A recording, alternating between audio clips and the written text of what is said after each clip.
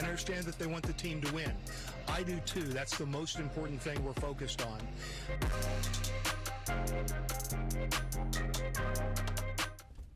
Hello and welcome to Sports Talk in the Burgh, the show where we debate everything sports related in the Pitt area and nationwide. I'm your host, Nate Kingston, and today I am joined by two of our best freshman analysts, the man with the camera, Joey Dramasic, and our West Virginia native, Caden Hyde. We have a great show for you today, so let's kick it off with everything March Madness hoops results, Pirates news and controversy, and some new sports records. So let's get right into it. To kick things off, March Madness has officially ended, and the women's champion is UConn, aka the University of Connecticut. One of the main reasons they won was because of their fifth-year player, Paige Bueckers. So the question is, will Paige Bueckers be a top 10 WNBA player next season? Joey, what do you have? Look, you know, there's no doubt that she's a great player and that she'll probably be a top 3 pick in this year's draft. I just don't think she'll be a top 10 WNBA player next year because she hasn't done anything yet in the league. It's hard to say that I thought it was unfair for Caitlin Clark last year that she would be a top player in the WNBA her first season. I just think it's not fair to the player, but also to the players that are in the league. Like Bueckers has never played in a WNBA game. She doesn't know the style. She doesn't know the pace of it. There's a different physicality in that league, and I just don't think that she is going to be ready for it yet. And also, I'm going back to LeBron James. He wasn't even considered top 10 when he was first out of the league, and he was considered to be the next GOAT. Paige Bueckers is not considered the next GOAT, and I think it'll be hard for her to live up to Caitlin Clark, who I think has set the standard for the top players in the college basketball to be the next true legend of the game. I mean, Caitlin Clark, her senior year, had 31 points, 9 assists, 7 rebounds. Bueckers only had 20 points a game with 4 assists a game. So, I mean, I think she'll one day maybe be a top 10 player in the WNBA. I just don't think that'll be her first year. Yeah, well, Paige Bueckers, she did put up 25 and 4 this season. It's also important to remember that Caitlin Clark kind of was the only thing keeping Iowa going, where UConn does have those surrounding pieces. But let's still not take it away that Paige Bueckers is a special talent. If it wasn't for Caitlin Clark, she would probably be the most hyped prospect in at least the past 10 years. She averaged 25 and 4 on 53, 42, 89 splits. Insane, lethal efficiency. She's also a fantastic playmaker. She, with her 4 assists, actually led the Big East in assists per game. I don't know if she'll be a top 10 player this season. I listed out 8 players that I think will definitely be better than her, though. And that's Asia Wilson, Brianna Stewart, Alyssa Thomas, Jonquil Jones, Sabrina Ionescu, Nafisa Collier, Caitlin Clark, and Kelsey Plum.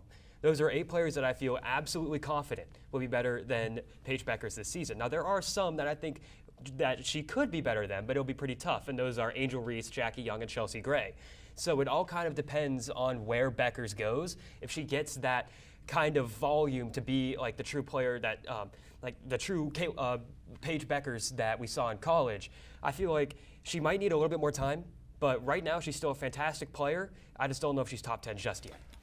I think it definitely helped her going back for that 5th year, definitely deciding to go back to UConn and play that extra year before going into the WNBA. Especially after she missed that season and a half with injury. Exactly. So well, that's the thing too. I mean, she could get injured this year, and then what? Are we even going to put her in the comparison to be a top 10 rookie? I mean, I know injuries are a hypothetical thing, but if she gets hurt at all, I think it'd be hard to even put her in that conversation as a top 10 It's going to be very interesting to see what she does, especially with those year 2 players from last year. Now to continue on with college hoops, UConn also had so much success due to their head coach, Gino Emma. Now he has 12 titles because of this past year. So besides Gino, who is the best college basketball player ever, men's or women's? Caden. So first of all, I do want to give my flowers to Gino Auriemma. He's been a fantastic coach for UConn over the past 2 decades. But I have to say, I have to go with the classic. The best college basketball coach of all time has to be John Wooden. I mean, in my opinion, he's very easily the greatest of all time. He did play in an older era. He coached Indiana State from 1946 to 48, and then UCLA from 49 to 75. The first decade and a half of his time as a college basketball coach might not have been the most successful record-wise. He was averaging about a 70% winning percentage, which is still fantastic. But the last 12 years that he had at UCLA, incredible. 10 national championships in 12 years. A 95% winning percentage over those 12 years. 4 undefeated seasons, those being in 64, 67, 73, and 74. And he coached some all-time talent. Kareem Abdul-Jabbar, Bill Walton, Marcus Johnson, Milwaukee Bucks legend, by the way, and Gail Goodrich, who might be known now as the guy that was traded for Magic Johnson, but he was still a fantastic player in his own right. I mean, he even has the award for the best men's college basketball player named after him. He is a 5-time United Press International Coach of the Year, a 5-time AP Coach of the Year, and a 5-time U.S. Basketball Writers of America Coach of the Year. So while I do respect Gino, and I do think he's been a fantastic coach, I think John Wooden is just a little bit better. I just think that I'm going to go with Coach Gino Auriemma. I mean, he's been longevity is his name. It's his game. He's been coaching for 40 years. He's been amazing at UConn with a record of 1,250 to 165 with a tournament record, which I think a lot of people need to really focus on, is when coaches become legends in the tournament with a record of 142 to 24 losses with 12 championships, already outdoing John Wooden. 24 Final Fours, which is double than John Wooden's. And then he has 6 seasons where his team went undefeated. And you go back to the players with Kareem, Bill Walton, Gail Goodrich. I think the only player that you could say that is a staple in the NBA is Kareem. Bill Walton won an MVP and a championship. Gail Goodrich was a 5-time All-Star. He produced Sue Bird, Diana Taurasi, Tina Charles, Maya Moore, and so many others that I'm probably missing that just outdo the number of NBA legends. I mean, you also have to kind of think about it this way. In women's basketball, UConn is the #1 program. Every top player goes there. Whereas in college, there was still Cincinnati, there was still Kentucky, Kansas, UNC. They all won those championships in that time that John Wooden did it. It took Wooden a while to be able to recruit all those players there and win those national championships. Where ever since Gino got to UConn, UConn's been the place. John Wooden has done relatively the same winning percentage, almost the same level of championships in a much tougher conference, in much tougher sports environment overall. But the women's college basketball is at its toughest point as is right now in terms of competition. So, yeah. And he's won all those titles with that. Yes, like I said, those guys are both beautiful options for this category. But we're going to move on now to the college hoops, and we'll be ending off with our March Madness segment here, going over to our brackets. Now, I myself can say personally that my bracket was shot after the Sweet 16. But the question is, what was your biggest team that destroyed your bracket? I'm going to go here with Joey. It's St. John's, and it was really embarrassing how they went out in the round of 32 to Arkansas. I had them going to the Elite Eight, losing to Florida, which I had Florida winning the whole thing. And I'm going to toot my own horn here. I was the winner of the 2025 Century Media bracket challenge this year. Fraud alert. That's fraud watch. It would have been a way bigger. I would have won with a way bigger margin if St. John's did not lose in the round of 32 to Arkansas. Sure, Coach Calipari, one of the greats for just going off of coaching. But they were so hot going into the tournament. They were 19-1 their last 20 games. After the Big East tournament, how they kind of dominated that tournament, everyone thought that they could have been the team to win the national title. I mean, I still would have put Florida and possibly Duke over them, but they would probably be my third option. Unfortunately, Florida and St. John's were put in the same bracket. But I just think the way that they went out, shooting 28%, 21 for 75 in the game, where in terms of seeding, sure, they were obviously way better, 2 to 10. But I just think they still only lost by 10. They lost by 10, and I just think if they could have had any sort of offense that could have been somewhat consistent, they would have destroyed Arkansas, I think, and got to the Elite Eight. But good teams need to perform when the lights are brightest, and they didn't. Yeah, for my pick, I had a sneaky Elite Eight team and a very sneaky Final Four team. I had the Big 12 zone Iowa State Cyclones. I mean, they were the 3 seed in the South. They had 5 players averaging above 10 points. They were top 10 in the country in field goal percentage and in turnovers forced.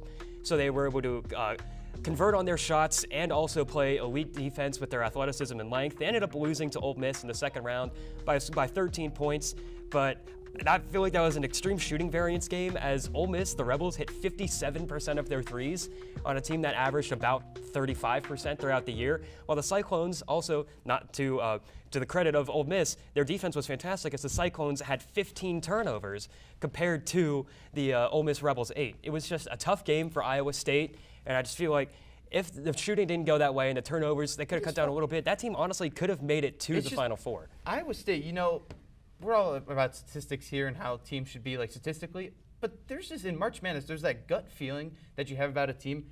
I had Ole Miss beating Iowa State. I didn't think that Iowa State I thought that would be one of the top seeds that would probably crash out in the round of 32. I mean, I'm not really surprised that they lost like that. I mean, sure, Ole Miss, as you said, had a great shooting night. But when it comes to March Madness, there's just those games, those matchups that you really think that the lower seed can really beat the higher seed, and I thought Ole Miss definitely had a better chance of moving on. Those are both great picks, guys. I mean, personally, mine was really shot after RMU lost to Alabama. I'm not gonna lie. But that rounds out our March Madness debates. But next up, we will be getting into everything Pirates baseball and their controversies right after the break.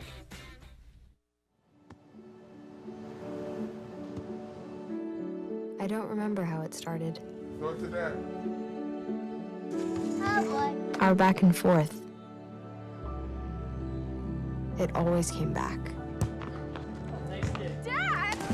You probably don't remember what you told me, That was perfect. but I heard every word.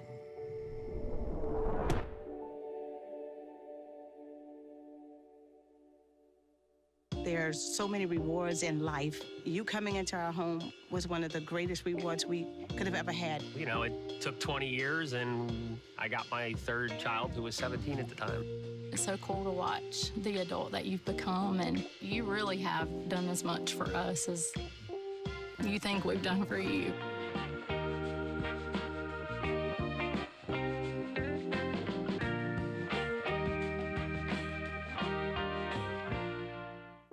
Most of my family, they never graduated high school or even let alone go to college, so I'm trying to break that barrier.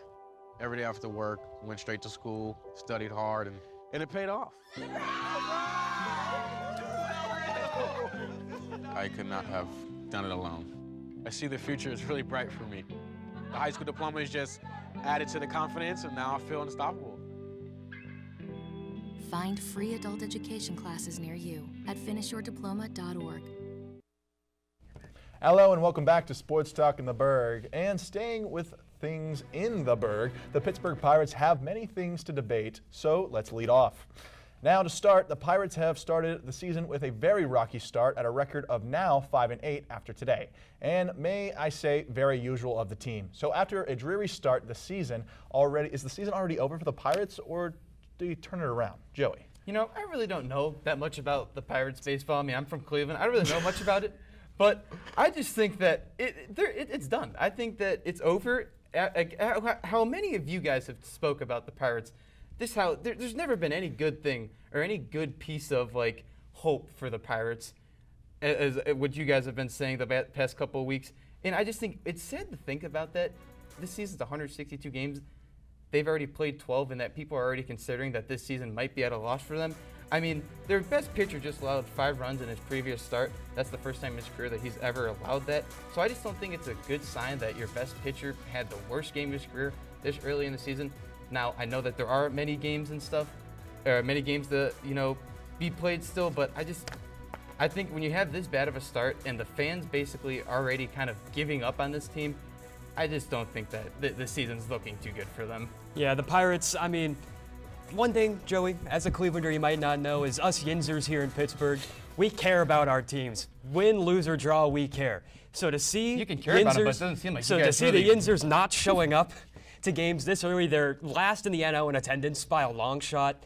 It just shows just how much the fans are just fed up with this team. I mean, they're always bad.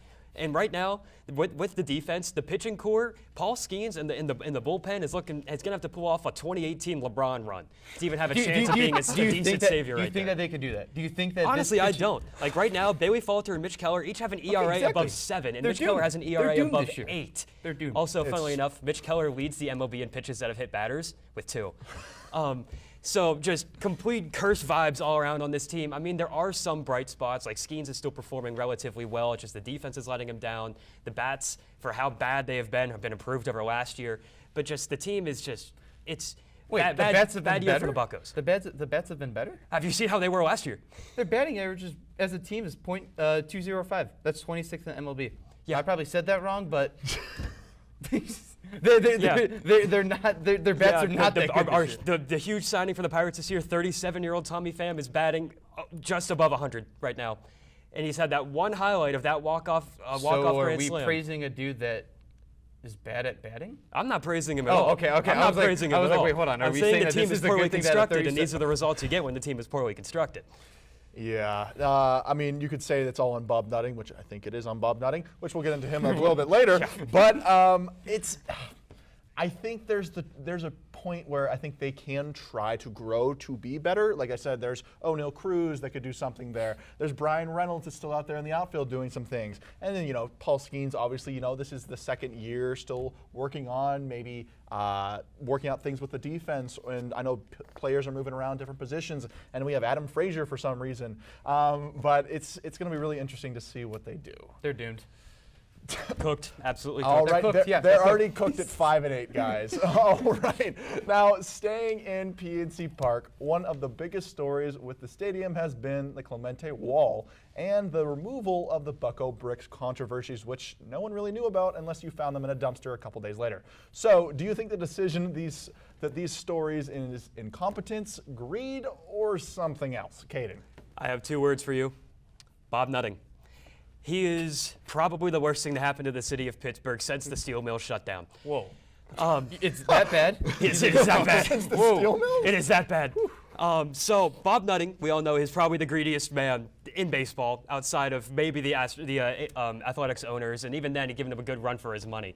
So the Pirates, their stadium had needed some renovations.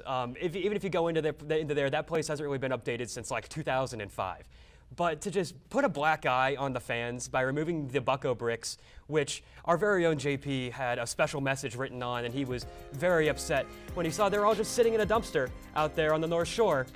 And then just removing Roberto Clemente, probably the most iconic player in your franchise history, an icon for the city of Pittsburgh, to replace him with an ad from what reports I've heard is a mediocre drink at best, according to my dad.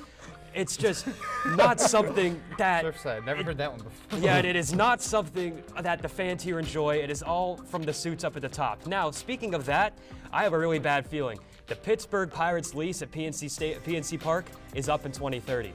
If Bob Nutting doesn't get everything he wants, we could be seeing a John Fisher move. So I have a hot take. If the city doesn't satiate Bob Nutting, which I don't think they will, we might not have Bucco's baseball after 2030. I mean, you're saying greed. I think it's more just incompetent. I mean, why would you do that to the fans? Why would you? Money. It's money. Yeah, it's okay, all money. Yes, but it's all also, it is. but it's money. But then you have to about the personal feelings about the fans. These fans they haven't had many things to really celebrate about, and you're going to do something that I guess reportedly that no one really knew. They knew that it was going to happen, but when it was going to happen, now where they've obviously ended up in that recycling area, I just think it's hard to do as to the fans, and also the replacing of the 21 sign on in right field. It's just spitting in the face of your franchise history. Dishonoring a Pirate legend, but also a league legend. Like when you think of the MLB, he's Roberto Clemente. One of the pillars, one of the Mount Rushmore players. Yes, exactly.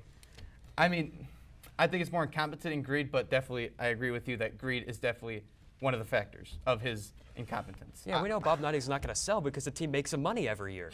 There's no respect for the fans. It's all about the bottom dollar. And if Bob Nutting can keep making money, he doesn't care what he does, as long as it puts more money in his pocket. If that means relocating the team, if that means ripping up sentimental things, if that means selling out a franchise icon for a few extra bucks, he'll do it. It's the worst thing about sports, greedy owners who don't care about the product. And unfortunately, we have to deal with that here in the Burgh. Well, that got pretty intense. Now, moving on from the controversies, let's talk about contracts and the contracts that are expected to happen. The player whose contract we're talking about is Pirates' second-year star, Paul Skeens. So, will Paul Skeens receive the biggest contract in sports history when his rookie deal is up? Joey, what's going to happen with Paul? No. Absolutely not. He will not be receiving one of these mega $100 million deals. Sure, I think the most he might make is $400 million. But aside from Shohei Ohtani, who's also a dual threat player, pitches and hits, there's no other pitcher in the top 10 MLB contracts of all time. Sure, Skeens is a great pitcher. Well, everyone knows that. No, there's no doubt about that. But I just think when it comes to paying MLB players, you don't pay the pitchers that much money. You pay the hitters because they have longer longevity and they give you what the fans want, which is hits and runs, home runs. As a pitcher, yeah, sure, having some good game with a lot of strikeouts and stuff, that's good and all, but I mean, just as an MLB player, I don't think he'll get in the top 10. But also, this question is for sports as a whole. No way. He's not a generational talent like Lionel Messi, Cristiano Ronaldo, Patrick Mahomes, Aaron Judge. I don't know why any team would want to pay him and even pay him that much money and be considered to have one of the biggest contracts in sports just because he's not that big of a generational talent. Yeah, Paul Skeens, fantastic pitcher. He could win multiple Cy Youngs in his future. Just a fantastic talent. The important thing to remember is that he's set to enter the market in 2028. Now and money in 2028 could be two completely different things. Fair. Right now, the highest contract for pitchers on a year and money-wise is Yoshinobu Yamamoto for the Dodgers, 12 years, $325 million, with the highest AAV being Garrett Cole with 9 years and $324 million. Now, I think with Skeens, his AAV, average annual value, could be one of the highest in the league. Like, he could be making upwards of $70 million, but his length of contract, I don't think is going to be as long as like a Soto or an Ohtani. Because they're hitters. He'll definitely reset the market. Like, I think in 3 years when he hits the market, he could be making close to $700 million. But I think there will be other players, other hitters who will be making even upwards of that. And then, like you said, globally, we have to not think so America-centric. Like soccer, like Messi, Ronaldo, Mbappe might get some kind of crazy deal coming up in the future. Haaland too. It's like, Paul Skeens, fantastic player, fantastic talent. Might be one of the best pitchers we've seen in the last 25 years, but he's not going to be the highest paid player ever. It'd be like paying Saquon Barkley more money than Patrick Mahomes. Barkley might be better at his position, but his position isn't more valuable than Patrick Mahomes is.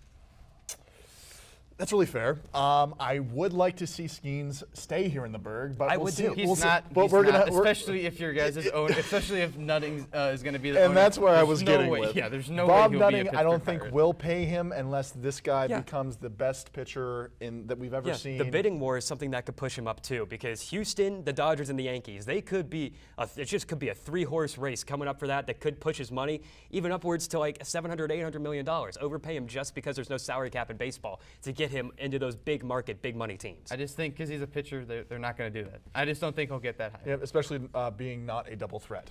Now that wraps up our extra innings with the Pirates. But coming up after the break, Katie will be getting into recent sports records and meaningful sports records right after this. Oh, sweetie. Okay, you know what? Let's take off his sweatshirt. Get rid of pictures of him. You don't have to look at him. Goodbye, Dave. Mom, you don't understand. He's tagged in like 400 of my posts. I can cut out tags. No, that's not how it works. What is a tag? You don't have to be perfect to be a perfect parent. Thousands of teens in foster care would love to share their first with you. So recently, Gallo has been on quite a run of good shows lately. I was a big opponent to beat there, but now they move on to the Three Rivers Classic where they've had some pretty good history in it. We're going to take a look at some of these games. They've won it a couple times. We're going to move on into that. But it's led to the group starting to question his morals. And that's when I said, you can't wear a sweater vest. Ian Kist wore a sweater vest. Hang on. It's go time.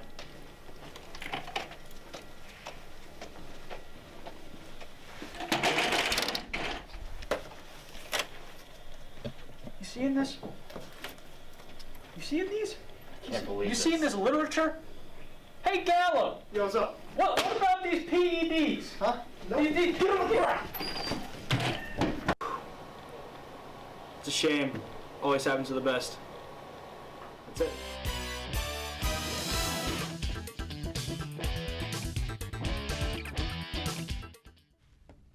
Welcome back to Sports Talk in the Burgh. In recent news, NHL Capitals player Ovechkin has officially passed Gretzky in all-time goals. But there are even more of these records in all of sports history. It's now time for Caden's most meaningful sports records. Take it away, Caden. Hello, everybody. As Nate Kingston spoke about, Alexander Ovechkin broke Wayne Gretzky's once-thought untouchable goal-scoring record on Sunday when he hit his trademark one-timer from the top of the circle to score goal number 895. So that got me thinking, what are some of the more meaningful records held in sports? Let's get into it. Starting off, 3 things are certain in life: death, taxes, and the surviving members of the 1972 Miami Dolphins popping champagne on South Beach when the last undefeated team in the NFL eventually loses for the first time. Over the 105-year history of the National Football League, the 72 Dolphins are the only team to go undefeated through the season and the playoffs, going a perfect 72-0. Led by the smash-mouth running of Larry Csonka, the Dolphins had the league's #1 offense and defense, scoring 27 points per game, which was huge for the time, and allowing only 12 points per contest. Coached by the NFL's all-time winningest coach, Don Shula, Miami dominated their way to Super Bowl VII, defeating Washington to take home back-to-back Lombardis. Ever since, only one team has really come close to becoming perfect, who were the 2007 New England Patriots, who finished the regular season 16-0 and made Super Bowl 42 before falling to the wild-card New York Giants in the big game. Due to the luck the Dolphins had, mainly the fact that their starting quarterback, Bob Greasy, got injured early in the season, and his backup, 38-year-old Errol Morale, came in and ended up winning MVP. But their dominance on both sides of the ball and the grueling intensity of the sport, it is unlikely that we will ever see another team become perfect and makes the 1972 Dolphins holders of one of the most important records in sports. Moving over to the hardwood, we have a record that completely changed the sport itself. I, of course, am talking about Stephen Curry's all-time three-point scoring record. His prowess beyond the arc is so dominant that when Ray Allen set the record for threes in a career in 2013, many thought it was an untouchable mark set at 2,973. Curry's mark currently sits at 4,044, and he's played in 177 less games than Allen. In Curry's most iconic season, his unanimous MVP one in 2016, Curry was attempting 11 threes a game by himself, converting on 45% for about 5 three-point makes a game. Curry's three-point volume and the Warriors' system completely changed the face of basketball too. Let's look at some stats. Before Curry's first MVP and championship year in 2014-15, NBA teams averaged only 19 three-point attempts per game. During Curry's unanimous MVP season and the Warriors' 73-9 finish during 2015-16, the Dubs averaged 32 attempts per game and completed at a 42% clip, 5 more than the second-place San Antonio Spurs. The next season, in 2017, 5 teams averaged 30 attempts per game. By 2018, it was 11. And in the current day, the Denver Nuggets shoot the least amount of threes per game at 32.7 per contest, which would top that 2016 Warriors team. Curry himself also changed the way we look at basketball players. All of a sudden, every team wanted someone to shoot like Curry and space the floor like the Warriors. In the 2000s, if you were taller than 6'9" and shot the ball from beyond 15 feet, you're about to get a permanent seat on the bench. Now, if you can't hit your threes at least a 33% clip, you aren't even going to make the league. These days, the days of post-dominating big men running the league are over, and those who didn't adjust, like Jahlil Okafor and Ben Simmons, were thrown to the wayside.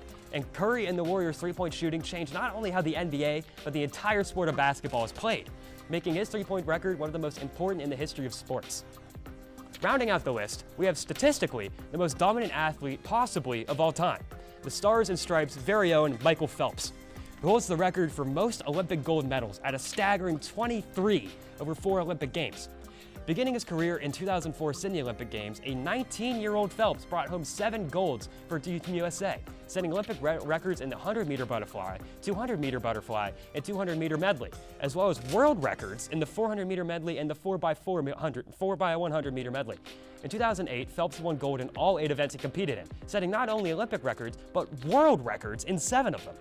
Phelps won 4 more golds in London in 2012 and rounded out his Olympic career in 2016 in Rio with 6 more first-place finishes, making him by far the most decorated Olympian of all time, a fitting title for a true American hero and an undisputed GOAT of his event. Well, Caden, I do think you have some great picks in there, especially with the whole 72 Dolphins, that undefeated season, Don Shula, Larry Csonka. Oh my goodness, Yep. great names there. Mustachioed legend. Yes, mustachioed legend with the 1 crossbar. But your second pick was not good. Your second pick. Are you kidding me? I get what you mean by how he Well, changed. what would you have above that? LeBron James all-time scoring record? Yeah, that's a great record. I will say that. If I had more, I would get to that. But did his scoring change the way the game is played? I get what you're saying. That fundamentally changed the sport of basketball. But he did it in all ways of the game. He finished at the rim. He finished mid-range. He finished from he was a decent. Would three-point LeBron shooter. have started shooting more than 3 attempts per game without Curry? It's just like Wayne Gretzky's record. No one thought that anyone could ever break that record, and LeBron did that. LeBron has surpassed that record. What about Curry? I mean, Ray Allen set the record at 2,973. No one thought anyone could ever beat that, and Curry's at over 4,000 now in 100 less games. Curry's record is more likely to get broken than LeBron's record. I just don't think that is. I think that is because his efficiency and his volume is incredible. What you said of how the game is nowadays. All right, guys, that wraps us up for today. Thank you for tuning in to Sports Talk in the Burgh, and we will see you next time.